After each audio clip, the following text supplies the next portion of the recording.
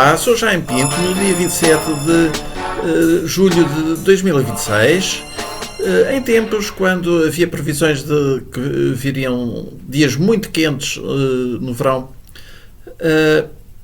jornalistas de rádio e televisão frequentemente transmitiam mensagens positivas, diziam algo como, por exemplo, que vinha aí um tempo muito bom de verão, com muito sol e muito calor. Mas hoje em dia já não é vulgar, é mais vulgar que os jornalistas de rádio e televisão, perante previsões de muito calor, alertem para que venham aí ondas de calor, que falem de problemas de saúde, que recomendem que pessoas não saiam à rua nas horas de maior calor, que bebam mais água. Caso em também falam de elevado risco de incêndio, e recomendam que pessoas não deitem foguetes, não deitem fogo de artifício, não façam queimadas, não façam piqueniques com fogueiras.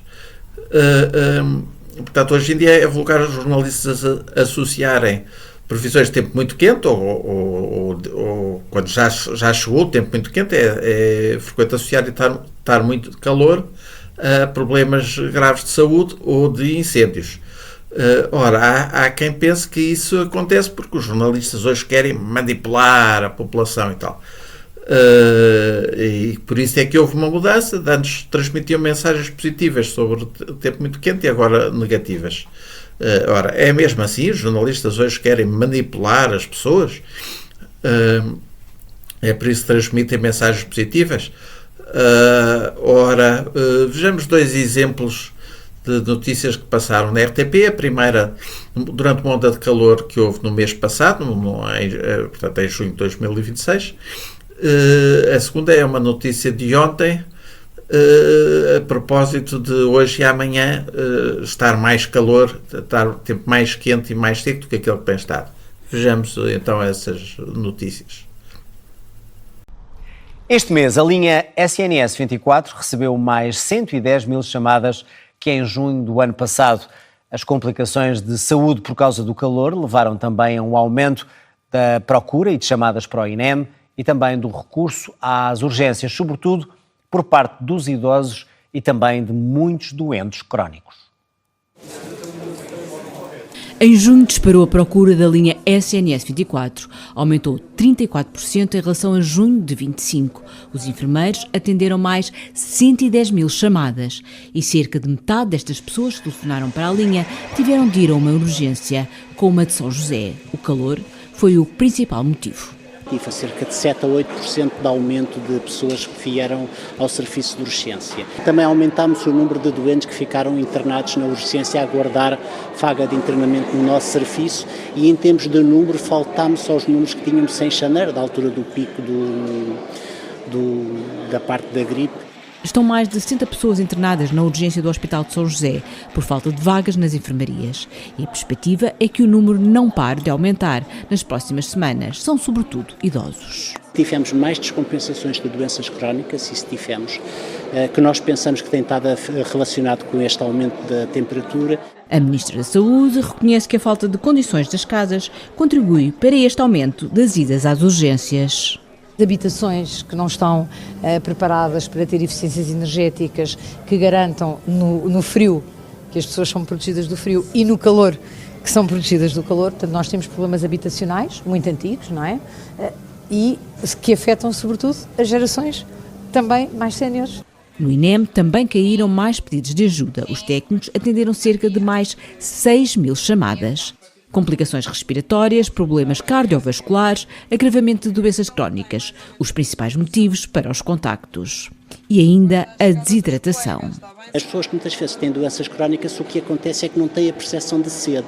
E, portanto, nestes momentos em que a temperatura realmente aumenta e que aumenta o metabolismo e a perda da água, as pessoas não repõem e não se hidratam como deve ser. Os cuidadores. As temperaturas vão subir a partir de hoje, o que agrava também o risco de incêndio. Amanhã os termómetros deverão ultrapassar os 35 graus na maior parte do país. Vem aí mais calor, outra vez e de repente. 14 dos 18 distritos de Portugal continental vão estar com aviso amarelo na segunda-feira. As temperaturas máximas começam a subir este domingo e na segunda-feira a maior parte do território continental terá as máximas acima de 35 graus. Boas notícias para quem está a banhos de férias, menos boas para quem trabalha. Temos tido um vento noroeste que nos dá massas de ar vindas do Atlântico e até relativamente frescas, e agora vamos mudar para o vento do quadrante leste. Sempre que há rotação para o quadrante leste, vêm massas de ar tropicais ou mesmo com características equatoriais que vêm do interior da Península Ibérica ou eventualmente do Norte de África e fazem com que as temperaturas máximas subam de forma significativa. Só Aveiro, Faro, Porto e Viana do Castelo escapam ao aviso amarelo que vai durar das 9 da manhã de segunda-feira às 6 da manhã de terça. De acordo com o IPMA, Santarém vai chegar aos 41 graus Celsius, Évora aos 40, Coimbra e Beja aos 39. Sobe a temperatura, sobem os perigos. Eu diria que todo o norte e centro tem um risco muito elevado, máximo de risco de incêndio. Portanto, estamos numa situação perigosa. Nesta segunda-feira estão em risco máximo de incêndio rural 50 concelhos do interior, nos distritos de Vila Real, Viseu, Bragança, Guarda, Coimbra, Santarém, Porto Alegre, Castelo Branco e Faro. O IPMA justifica com a conjugação de fatores, aumento das temperaturas máximas e a secura acumulada dos solos. As temperaturas devem voltar a baixar progressivamente a partir de terça-feira, primeiro no litoral, depois no interior do país. Ora, os jornalistas efetivamente associaram muito calor a problemas de saúde na primeira notícia, a risco de incêndio na segunda, mas não foram só os jornalistas, eles depois mostraram reportagens. Na primeira notícia, disse-nos o diretor das urgências do Hospital São José que realmente tinha aumentado muito a entrada de doentes no hospital, de tal maneira que até estavam cheias as enfermarias. E na segunda notícia é o Instituto Português do Mar e da Atmosfera que nos diz que em muitas freguesias do país há um elevado risco de incêndio e até é mostrado um mapa que mostra quais as freguesias com alertas amarelos, laranja, vermelhos, e estamos a falar de uma instituição científica que tem parâmetros, portanto é preciso que os valores ultrapassem certos patamares para que surjam os alertas amarelos ou laranjas ou vermelhos. Preciso que temperaturas ultrapassem determinados valores, umidades vá abaixo de certos valores, também que a umidade no solo suponho que também contará para a equação. Portanto, estamos a falar de um organismo científico e não propriamente de jornalistas que resolveram manipular a população. Portanto, há aqui reportagens de instituições credíveis, o Hospital São José e o Instituto Português do Mar e da Atmosfera. Ora, imaginemos que estas reportagens eram falsas. Por exemplo, alguém as tinha criado e colocado na internet, fazendo montagens ou recorrendo a tecnologias de inteligência artificial. Imaginemos que alguém tinha criado essas reportagens e que elas eram falsas. E imaginemos que a RTP tinha pegado nessas reportagens da internet e que as teria mostrado. Agora, se isso tivesse acontecido, é altamente provável que membros do Hospital São José e do Instituto Português do Mar e da Atmosfera tivessem contactado órgãos de comunicação social e que tivessem relatado que aquilo eram notícias falsas, que não correspondia à realidade. Ora, certamente que órgãos de comunicação social concorrentes da RTP, de vários tipos, as televisões, rádios, jornais em papel, jornais na internet, os outros órgãos de comunicação social concorrentes da RTP, teriam dado essa notícia certamente e com destaque, teriam dado essas notícias e com destaque, seja porque é o papel dos jornalistas informar a população, seja porque porque há rivalidade entre os órgãos de comunicação social rivais, há rivalidade. Isso também faz parte da natureza humana, não é? Haver rivalidades. E os outros órgãos de comunicação social precisam de captar a atenção do público para conseguirem sobreviver, para terem ganhos suficientes com os anúncios para conseguirem sobreviver. E, portanto, uma notícia dessas seria dada pelos outros órgãos de comunicação social, seria um escândalo para a RTP. Ora, nas redes sociais não há esse problema. Os dirigentes das redes sociais defendem-se quando é dito que circulam muitas falsidades nas redes sociais, não só textos, mas até fotografias e vídeos, circula muita falsidade. Mas os dirigentes defendem-se dizendo que eles apenas são a favor da liberdade de expressão e que quem apresenta essas falsidades pois são utilizadores, mas que os dirigentes dizem que não querem censurar quem usa as redes sociais e, portanto, se há falsidades, a responsabilidade é dos utilizadores que as colocam nas redes sociais e não das próprias redes sociais. E realmente o público tem aceitado isso e as redes sociais não perdem popularidade por lá circular muitas falsidades, por nelas circular muitas falsidades. Mas já é inteiramente diferente o caso de órgãos de comunicação social, que são eles próprios não podem dizer que não são responsáveis por aquilo que publicam. Portanto, se a RTP tivesse publicado notícias falsas, isso teria sido um escândalo. Não aconteceu, porque as notícias que foram publicadas não eram falsas, eram verdadeiras. Realmente, durante a onda de calor de julho, houve um grande aumento da afluência de pessoas aos hospitais, o que é um problema grave. Faz todo o sentido que a RTP tenha relatado. E também quando há condições negativas de elevada temperatura, baixa umidade e vento, é nessas condições que costumam aparecer grandes incêndios. Já se viu neste ano, que foi durante a onda de calor que houve no princípio deste mês, até agora a onda de calor mais intensa, com temperaturas mínimas e máximas mais elevadas. Foi durante essa onda de calor que houve vários incêndios que se descontrolaram, queimaram áreas maiores, nomeadamente o incêndio de Vozela, quando terminou, até o momento tinha sido o maior da Europa. Aquele tinha queimado mais área em toda a Europa. Entretanto, felizmente aqui as temperaturas baixaram, a umidade aumentou, e depois já houve ondas de calor noutros países, como em Espanha, em França, e houve incêndios maiores noutros países, porque as condições aqui se tornaram menos severas. Ora, também isso, há bombeiros que dizem que quando temperaturas ultrapassam os 40 graus centígrados, a umidade relativa deixa abaixo dos 40% e há vento acima de 40 km por hora, que há incêndios que se tornam indomáveis, que mesmo quando eles lançam água sobre os incêndios, pois se a temperatura do ar já é alta, a umidade é baixa, e ainda os incêndios estão a queimar muita vegetação, estão muito intensos e emitem muito calor. Então, antes que a água se chegue perto das chamas, a água evapora-se e portanto, isso limita muito a possibilidade dos bombeiros conseguirem ter sucesso a lutar contra esses incêndios.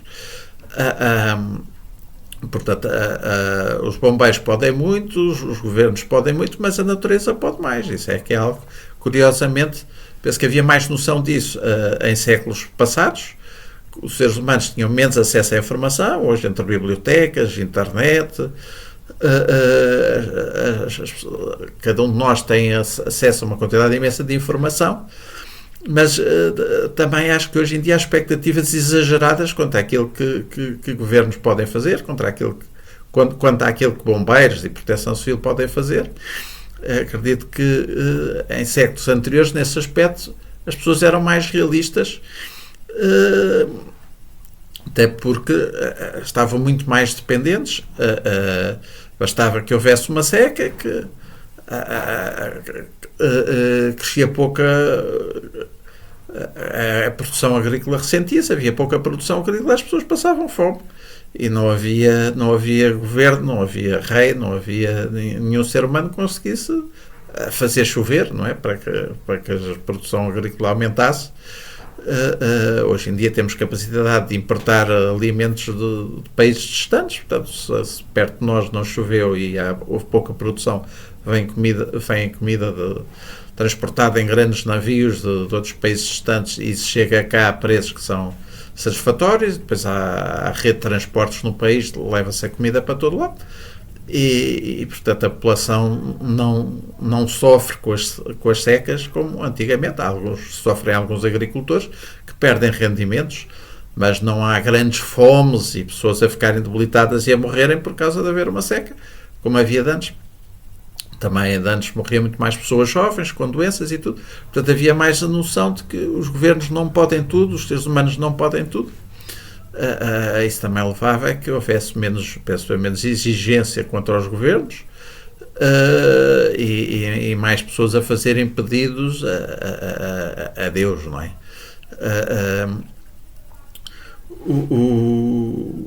Mas realmente a humanidade tem feito progredir, a ciência, a tecnologia, tem havido progressos económicos, tem aumentado as suas capacidades, mas ainda há condições, quer dizer, a natureza continua a ser mais poderosa e quando cria condições extremamente favoráveis para os incêndios, há incêndios muito grandes, seja em Portugal, em Espanha, em França, nos Estados Unidos da América, que é a maior economia do mundo, um país tecnologicamente muito avançado, e que há certos sítios, não é em todo o país, mas há certos sítios onde também acontece frequentemente, não são muito raros os anos em que surgem incêndios enormes. E, por exemplo, na Califórnia, que também tem muita vegetação em zonas costeiras, e depois há casos em que há ventos fortes do interior, ventos que vêm do deserto em direção ao mar, e que são ventos fortes, que são quentes e muito secos, e criam condições extremamente favoráveis aos incêndios e, portanto, dão origem a incêndios gigantescos, porque a natureza tem muito poder e nós, seres humanos, não conseguimos tudo. E, portanto, faz todo o sentido que a RTP tenha dado estas notícias e tenha lançado estes alertas. Não é uma invenção dos jornalistas para manipular a população. São problemas que existem. Aliás, nos Estados Unidos, é dos países onde há anos que acontecem incêndios que são os maiores do mundo, e também é um dos países onde já houve ondas de calor que causaram mais fatalidades. Sabe-se que já houve ondas de calor que causaram muitas fatalidades, por exemplo, nos Estados Unidos, por exemplo, em França, que são dos países mais desenvolvidos, mais ricos do mundo, e também são países democráticos, e porque são países democráticos é possível que notícias negativas como essas sejam dadas. Já há certamente países com ditaduras em que também houve ondas de calor a criar problemas grandes, mas certamente que há casos em que as notícias não foram dadas, porque em ditaduras há censura e a censura pode cortar notícias negativas, entendendo que não querem que a população fique mal impressionada, ou que fique desanimada, ou que tenha má impressão do governo e do ditador e tal. Então não permitem que sejam dadas certas notícias negativas, mas em países com democracias, como França ou os Estados Unidos, é sabido que já houve ondas de calor, durante as quais houve incêndios gigantescos, e já houve ondas de calor que provocaram grandes afluências de pessoas aos hospitais e grandes números de mortes. Portanto, eu penso que estas notícias que a RTP deu justificam-se plenamente. Ora, porquê é que, por exemplo, não se via notícias destas, por exemplo, há uns 100 anos atrás? Ora, eu penso que a diferença não é só uma, há muitas diferenças. O país mudou muito nos últimos 60 anos. Repare-se que há 60 anos atrás havia muito mais população a viver em Portugal continental no campo e muito mais animais no campo. Seja porque havia mais pessoas e havia pessoas que faziam criações de animais, seja porque os animais eram mais usados na agricultura. Portanto, havia explorações agrícolas que usavam animais para puxar arados, para puxar carroças, carros de bois. Portanto, havia muitos animais herbívoros e muitos pastores, e isso levava a que os animais andassem em redor das localidades e comessem a vegetação e fizessem naturalmente a limpeza dos terrenos em redor das povoações, e não era só de uns metros, quer dizer, os animais têm que comer o ano todo. Quando havia já pouca vegetação perto das localidades, os pastores tinham que levar os animais mais longe para eles comerem, portanto acabavam por limpar terrenos de uma série de quilómetros em redor das povoações. E também as próprias pessoas utilizavam mais madeira para a lenha, para lareiras, para se aquecerem com lareiras, para fogões a lenha. Havia mais carpinteiros, marceneiros a fazerem produtos localmente. Vendiam-se menos produtos de grandes indústrias que vendam para Portugal inteiro ou para a Europa inteira.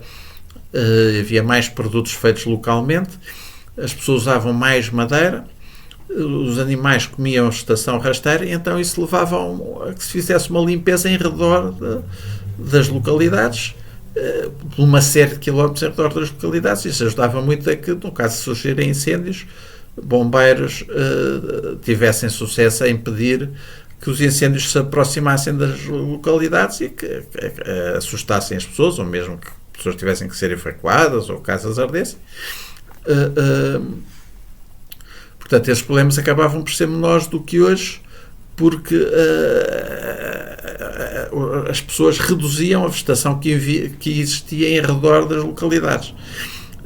Ora, com a grande diminuição do número de animais que resulta, seja da diminuição de pessoas a viver no campo, seja das pessoas terem passado a usar métodos modernos, aquecimentos elétricos, tratores,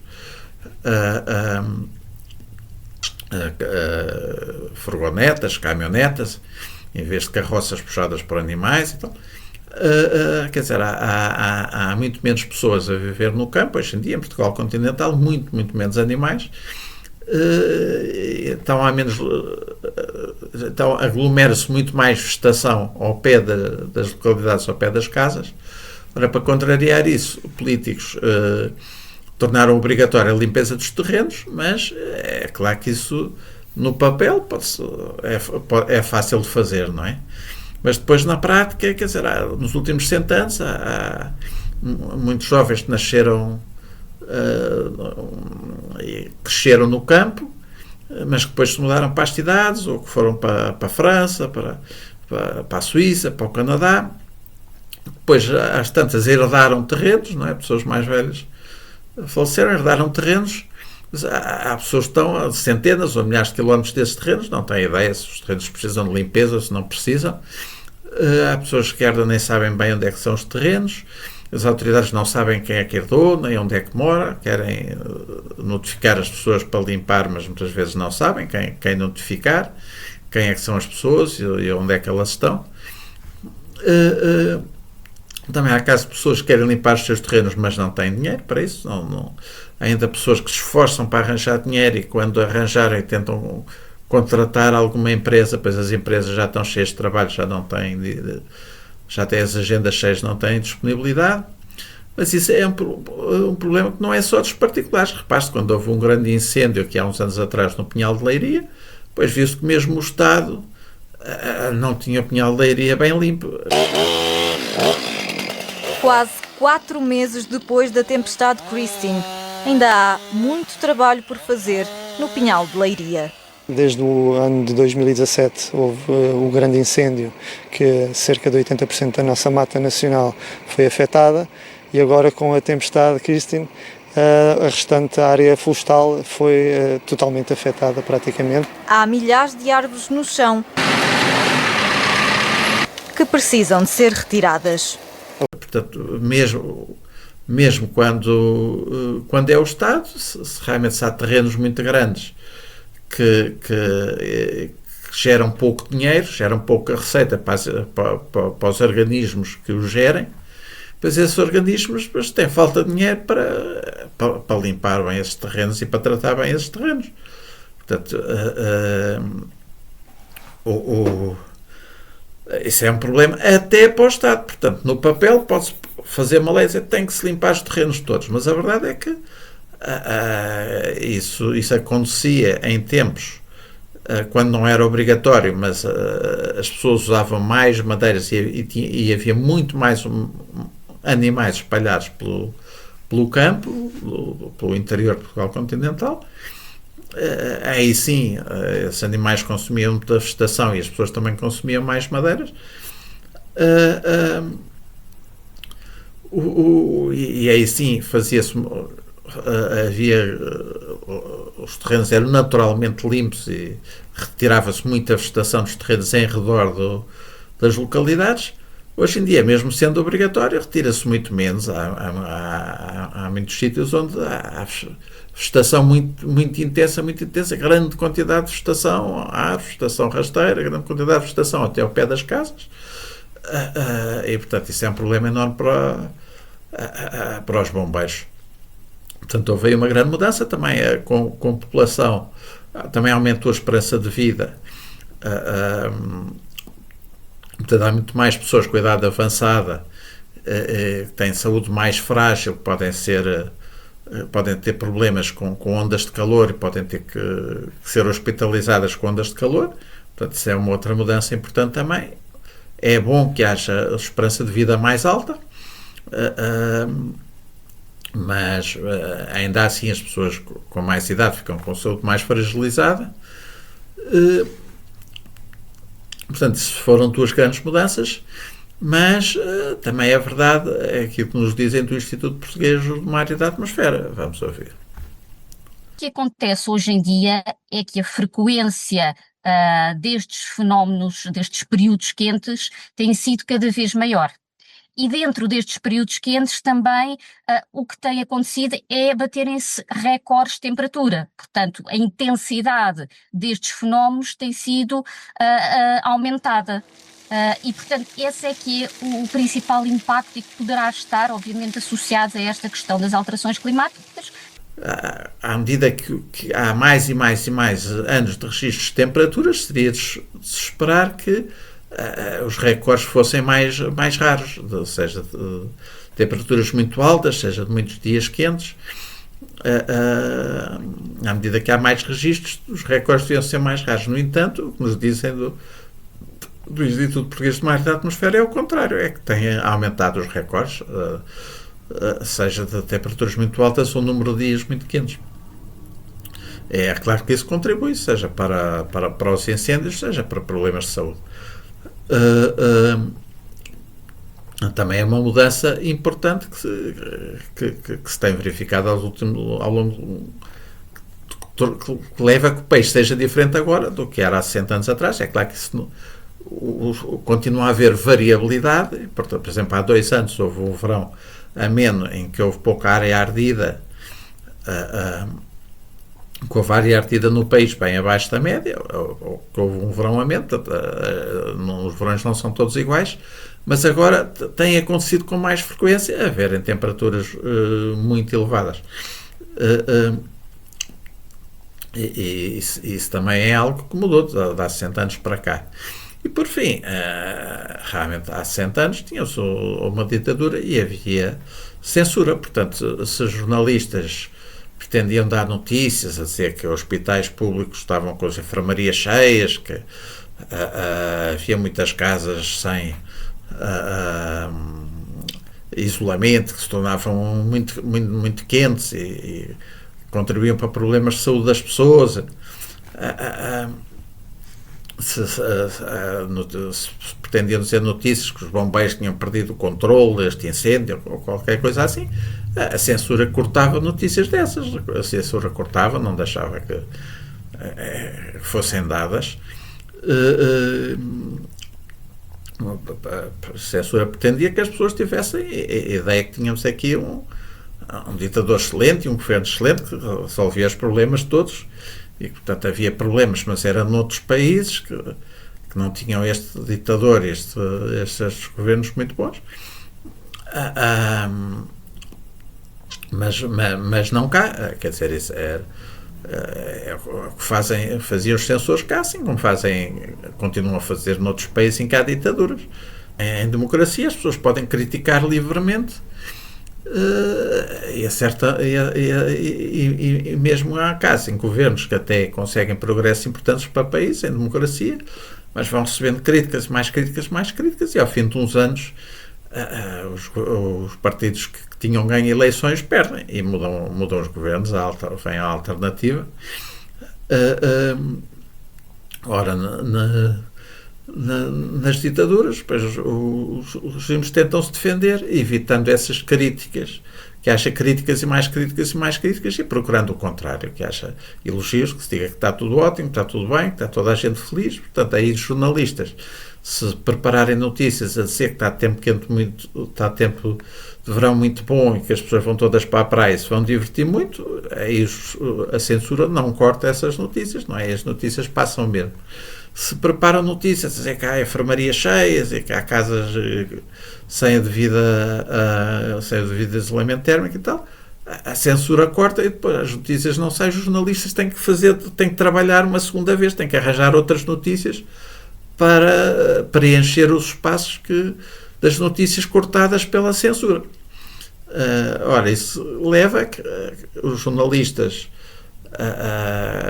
podem começar a carreira e querer dar certas notícias, e depois, com o passar do tempo, veem que há notícias que não são dadas, que a censura corta, e então os próprios jornalistas, acredito que terá acontecido no passado, que às tantas os próprios jornalistas já não tentam dar essas notícias negativas, não é?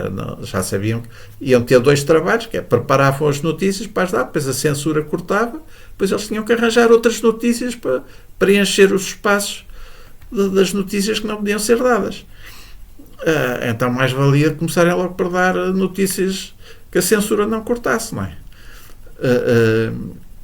Portanto, isso cria uma forma de jornalistas funcionarem, depois mesmo que a censura acabe,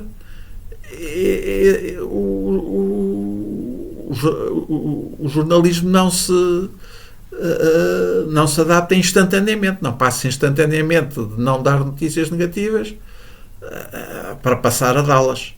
Portanto, houve um treino que os jornalistas ganharam ao longo dos anos, dar notícias dar determinadas notícias, e depois pode demorar algum tempo, mesmo depois de deixar de haver censura, até que os jornalistas se sintam totalmente à vontade para dar as notícias mesmo as mais negativas.